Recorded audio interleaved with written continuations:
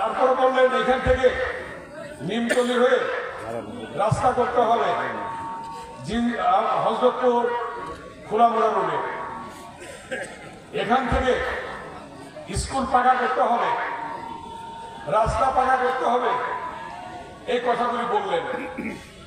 আমি জবাব বলছিলাম, যদি আল্লাহ তাআলা আমাকে বাঁচায়, আপনারা যদি আমাকে এমপি বানান, যদি আমি এমপি হতে পারি, আল্লাহ বানাইলে এবং আপনারা বানাইলে, তাহলে আমি প্রথমে এই কাজটা করবো এটা বলেছিলাম আমি। এবং সেই অনুযায়ী প্রফেসর সাহেব ছিলেন জহুরুল ইসলাম সাহেব, ওনার বাড়িতে প্রথম দাওয়াত দিল, ওখানে আসবো।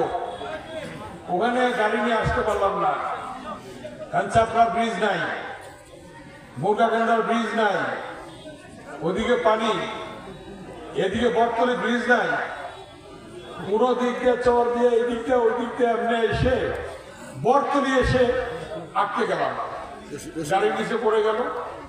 পরে রশি দিয়ে টেনে আমার গাড়ি তুলে দিল। মনে আছে নাকি? তাদের মনে আছে? মুরব্বীদের মনে আছে? মনে আছে না?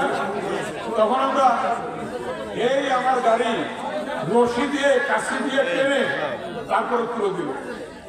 তারপরে এই তুরাগের উপর এবং বটতলী সহ, চাপড়া সহ, শিয়ালদহ সহ 8টা ব্রিজ একসঙ্গে স্যাংশন করা হবে, একসঙ্গে ব্রিজগুলি হলো, একসঙ্গে রাস্তা হলো, একসঙ্গে স্কুলের বিল্ডিং করলাম, একসঙ্গে আপনার আরেকটা শিয়ালনগর উচ্চ বিদ্যালয়ের বিল্ডিং করলাম, এখানে প্রাইমারি স্কুলের বিল্ডিং করলাম। মনে আছে আপনাদের? হাই স্কুলের বিল্ডিং করলাম।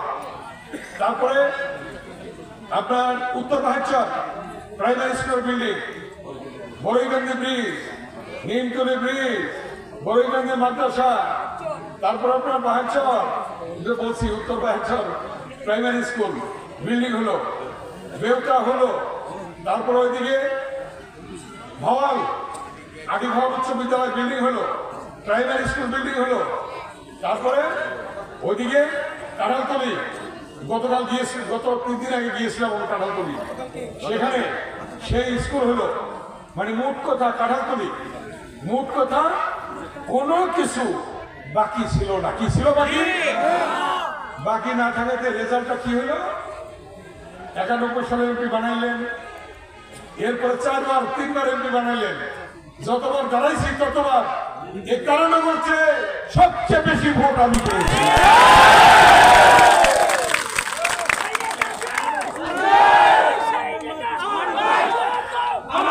আজকে স্লোগান না,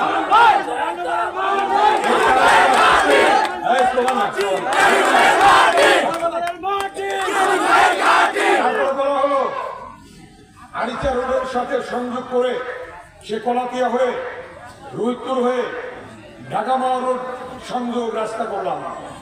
এদিক দিয়ে আলিপুর ব্রিজ করে আবার হেমায়তপুর যাওয়ার রাস্তা হলো, ওই দিক দিয়ে কোনাখোলা পর্যন্ত রাস্তা হলো, ওই দিক দিয়ে মানুষ হসপিটাল সামনে দিয়ে আদির যে খোলামোড়া থেকে রাস্তা মাটি ছিল, মাটির রাস্তা, সেগুলি পাকা হলো। গ্যাস ঢুকালাম মেন রাস্তা দিয়ে, এবং যত কাজ করা প্রয়োজন, টেলিফোন এক্সচেঞ্জ, ডিজিটাল টেলিফোন আনলাম, এবং এগুলি আমরা করলাম যেখানে যেটা দরকার ছিল। আপনার ওই যে বেউতা ব্রিজ মনে আছে আপনাদের? 2টা ব্রিজ ওখানে, এইগুলি করা হলো। এই যে আমরা কাজগুলি করলাম, এরপরে আপনারা দেখান নতুন করে আওয়ামী লীগ কোনো কাজ করছে? করে নাই। যা কিছু হয়েছে বিএনপির আমল হয়েছে, এটা রিপেয়ার করছে, রিপেয়ার করছে। মনে আছে? রিপেয়ারও করতে পারে না, এমন একটা অবস্থা গেছে। তারপরে কি হইল? জুলুম আসলো। দীর্ঘ 16 বছর তারেক রহমানের নেতৃত্বে আন্দোলন হলো। এই 16 বছরে এর আগে কি হলো? বসিলা ব্রিজ যদি না হইতো 3 মিনিটে মোহাম্মদপুর যেতে পারতেন, 10 মিনিটে মোহাম্মদপুর, বসিলা ব্রিজ, জিঞ্জিরা বাবুদার ব্রিজ এবং গুলজার একটা ব্রিজ, গ্যাস সহ সবকিছু আমরা করলাম। তারপরে স্বৈর শাসক রাষ্ট্র ফ্যাসিস্ট সরকার আওয়ামী লীগ এসে আপনাদের উপর মিথ্যে মামলা দেওয়া হলো, জেল খাটানো হলো, এবং আপনারা ঘরে ঘুমাইতে পারেন নাই, ঘরে থাকতে পারেন নাই, পরিবারকে সময় দিতে পারেন নাই, এবং পয়সা করে দিক দিয়ে আপনারা বিপর্যস্ত করেছিলেন, ঠিক কিনা? আল্লাহর কি ইচ্ছা দেখেন, সংবিধানে তারা লিখছিল যতবার ইলেকশন হবে ততবার আওয়ামী লীগের অধীনে হবে, কিন্তু আল্লাহ কি করলো?